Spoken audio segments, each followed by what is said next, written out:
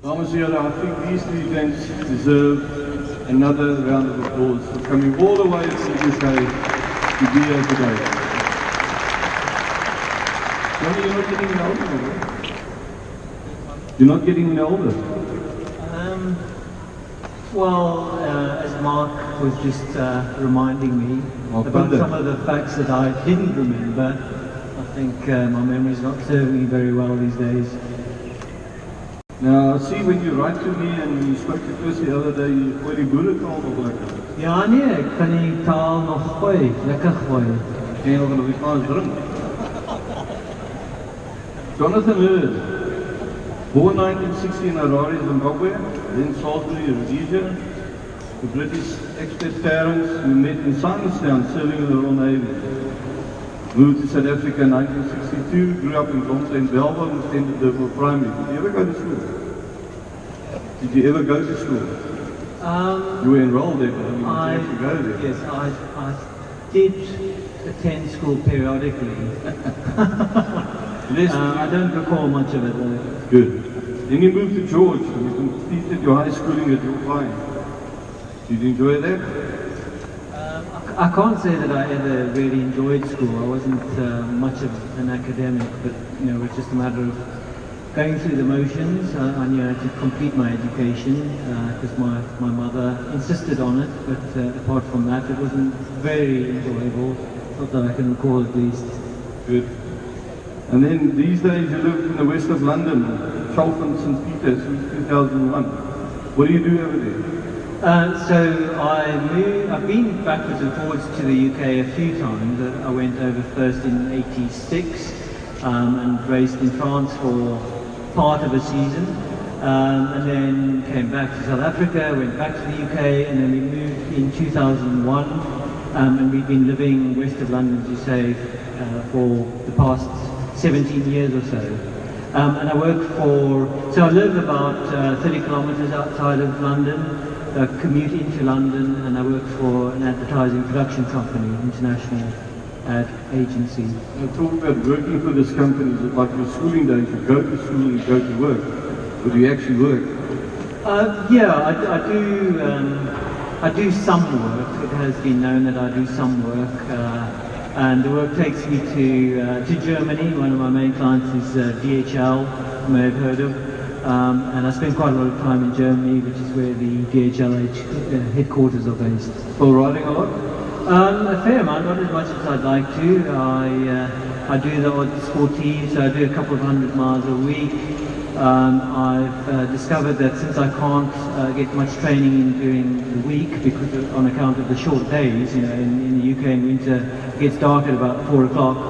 But I discovered that by walking up the 12 flights of stairs in the building that I work in does contribute marginally to my fitness, and that way I can remain active. Next thing. And then on Saturdays I join a bunch, about 10 to 12 riders who we do about 60 miles. Riders of sort of mixed capabilities. There are a couple of juniors that are training for races. There are a few sort of has-beens like myself who, you know, still trying to stick with the bunch, keep up the pace. And that keeps me fit. And I do the odd sportive. Did a bit of mountain biking in Wales when I first arrived there, but primarily road riding at the moment. Looking back on your career in South Africa, what stands out to you? Yeah, it's an interesting one. I was listening to Jackie earlier, and he said that, you know, the highlights for him don't actually pertain to riding a bicycle. You know, cycling has given me a lot of pleasure. Indeed, it's given me a lot of pain as well, a lot of suffering. But what really stands out for me are the people that I've met. And so yes, it's very much about the cycling and the pleasure that I've gained from that. But it is really the people that stand out for me as the highlights. And if you'll indulge me for a minute, I just want to mention a few names. There are a couple of people that, if it weren't for them and their generosity and their kindness and selflessness, I wouldn't actually be here today. For starters, my father-in-law, I wouldn't have fought. So if it weren't for cycling, I wouldn't have met my wonderful wife, Beatrice, who sadly could not be here today. But her father is here, Heinz Mettler. I wonder if he could just stand up for a minute and so we can give him a round of applause. Heinz Mettler. Come on, there we go. Yeah. So if it wasn't for Heinz's foresight, I would not have met my current, well, my only wife, Beatrice, beautiful wife, and blessed me with 3 wonderful children. I have a 17-year-old, 22-year-old daughter, and 24-year-old son. And I've been richly blessed by this wonderful family. And in fact, there's a sort of a side plot to the story, which is, had I not met through City Cycling Club, that I just heard earlier today was founded in 1800 and something, which is quite incredible. If I had not, through the City Cycling Club, met my brother-in-law, Robbie Mettler, and I'm just going to ask him to stand up for a sec. Robbie, where are you? Where is he? Oh, there he is.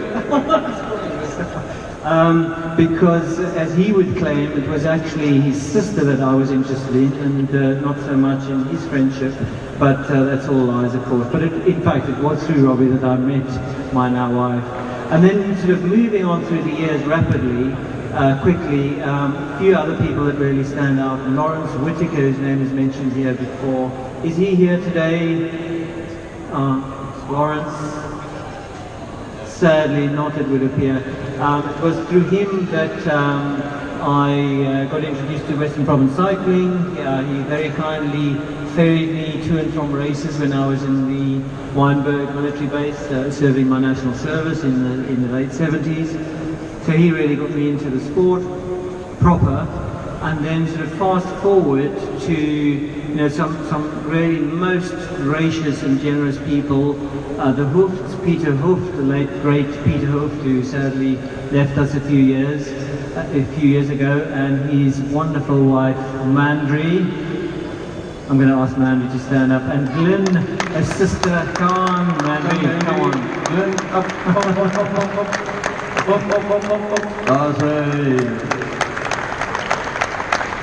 And forgive me if I've left anyone out, anyone that's played a significant part of my life, and introduced me to this wonderful sport, cycling. This is the thing that has brought us together, and thanks to Chris Willemse for having the vision and the foresight to arrange such an amazing event. But as I said, it really is the people that are the highlight for me. These most wonderful, die prachtige mense, as I think you called them earlier, that have crossed my path and have really had a profound impact on my life, and as a consequence of which cycling has formed such a significant part of my life. In fact, if you'll indulge me just for a second longer, when I first saw the notices about the reunion, I immediately dismissed it, as an indulgence that I could not possibly justify. Nevertheless, as the hype started to build and as we got closer to the event, I started to entertain the possibility, and I said to my wife, "What do you think?" And she said, "Look, cycling has been such a big part of your life, you have to be there." So here I am today. Thanks, Chris, and thanks everyone. Thanks, Jonathan. I'm going to give you one name. And the first thing that comes to mind, I want you to answer Villa Wenzel. Thank you. Henny Villa Wenzel. Not a long story. Okay, yeah, I'll keep it short. Well, Villa really just stands out for me as one of the great heroes, and indeed qualifies as a legend. In fact, I was very blessed to have encountered people like Villa and what was then known as the Bellville bunch. Martini's obviously playing a significant part in that. I remember a few people, Kannemeyer, Frank Price, who I believe has sadly passed on. But Villa really stands out as a real inspiration. It was his words that stick with me whenever I'm suffering to keep up with the youngsters. Said, "Je moet net haak." Can you do it? Net haak. Thanks, Jonathan. Jonathan, ladies and gents. Welcome, Geoff. Welcome. So nice to see you after so many years. Thank you very much. I believe you were very instrumental in getting the PE guys picked up at the arse, as they say, and got the track team in PE cycling notch higher in your day. Quite well, I think, well, looking back, when I arrived in PE, obviously I've been riding a bike since I was 12. I started in 1957. I've never really stopped. And I did have a number of years riding at a high level in the UK. I was 4 times on the podium in track cycling national championships. And when I got to PE, which I really enjoyed, I started riding the track on the road, but the track really felt good because we didn't really have one.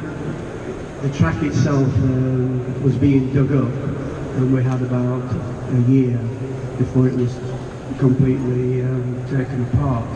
But the thing is, I knew when I went there that I saw these youngsters, well, basically they're all basically juniors.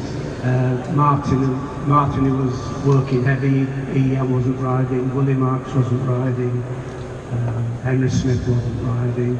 So I sort of came in at a level where I was 25, 26, yet Darryl Tyrone and Alan Jones, Gareth, these were all juniors. And I really admire their effort in when we got together and talking. And I said, look, cycling is not all about being how good you are. Cycling is actually thinking about it, putting your aims in front of you and trying to achieve them. And these guys listened to what I had to say, and not today they wouldn't, they know better than I did, but we formulated an EP track team which basically went from just a bunch of juniors, including the guys from Outside, Willie Dowd. We formulated a track team that for the 3 years actually got all the way to the Carlton Cup final against Southern Transvaal, and we were sort of set they were just too good for us. You can't, the Springboks were here, and I was very proud that we formulated that track team from basically myself at 26 and the rest of the guys were below 20 years of age at the time. Would you say that Darryl Tyrone is the most passive cyclist you've ever met? Pardon? Darryl Tyrone. Would you say he's the most passive rider you ever met? Darryl's a good rider. We know he's a good rider. The thing is about the young guys, if you get a bit of an older guy riding, and you say to these guys, look, that guy over there is a Springbok, it's nothing.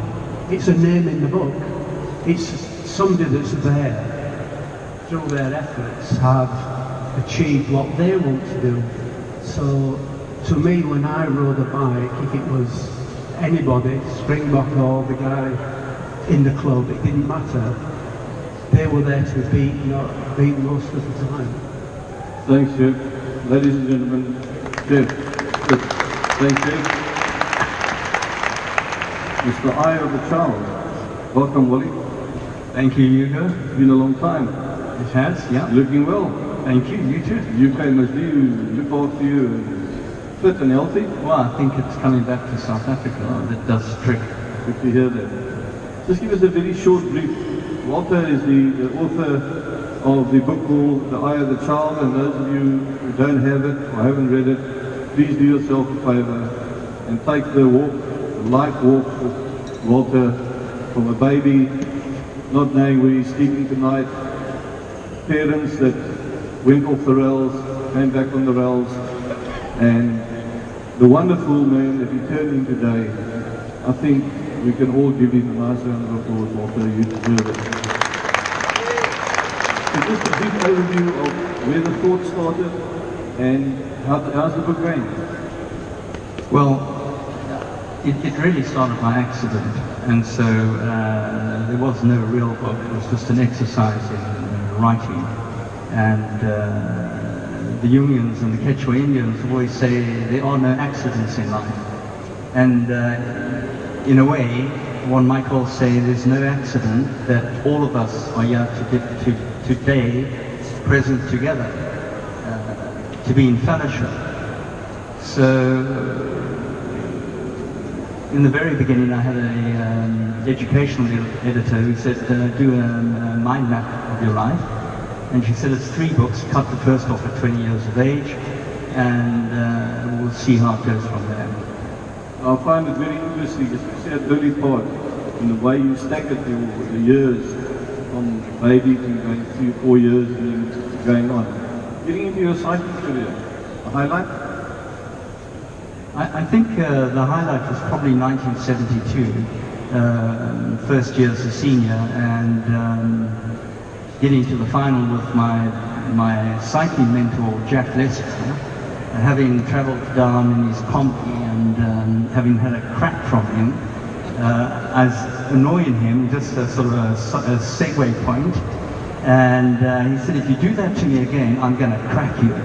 And I did it to him a few more times, and the next moment his arm came flashing out, and I got such a fright, you know, and I couldn't believe that my mentor had done this to me. Well, that had nothing to do with beating him in the final, but he was third that year, and that was one of the highlights. 1975, all Boxing Day sports. Yeah. Well, looking at the trophy, what has it been like? I know, I mean, I think for every cyclist, Gotti Hansen says it himself, every cyclist, every single cyclist wanted to win that trophy more than a South African title. There was something enigmatic about coming down to pole. The atmosphere, the crowd, the people, it was magic. As an up-country rider, how did you find the local support? The local support was incredible. And you know, we're talking the apartheid days, and so we have a lot to sort of move through, even though we're in a new South Africa. And the locals there on the side, I mean, I don't think there was anywhere else in the world, I can't say the world, I'd never lived international, but South Africa, where the sheer enthusiasm, whether it was for athletics or cycling, it was palpable. I mean, it pushed every cyclist and athlete along. I believe that you rode a previous Boxing Day and you didn't do as well as you thought you would or like to have done, and then you set your mind and your heart at winning 12 Boxing Day, and you achieved it in 75. Looking back at the race itself, can you remember anything specific? Not really. I mean, you know, as an old Scallum, Linus knows, Van Onselen and Chris Willinson guys, I used to like sitting in. And so that's what I did. You know, I hid away from the guys, and someone says they made themselves invisible. You know, that was part of the technique, and I was always monitoring the amount of energy all the other cyclists were utilizing. Watched when they went to the front, watched the brakes, etc., etc. And you know, it's the luck of the draw, really, when it comes to the last lap. I think every cyclist that's won an event knows that it could just as easily have been someone else. And so you're almost blessed in a way where all the cards fall right, and on that occasion it was such an occasion. Just on what Walter mentioned earlier, looking and reading through the CVs for those that are received from the riders, you'd be surprised how many of them say the highlight of their career was pole Boxing Day sport. Not the SA Championships or Netherlands SA, but the pole Boxing Day sport. Walter, thanks very much. Geoff, Jonathan, it's fantastic to see you guys, and I hope you're not going to stay away as long as you did before you get back to your lovely South Africa. Travel safe, and God bless. Thank you. Thank you. Jonathan, I'm going to give you something to take with.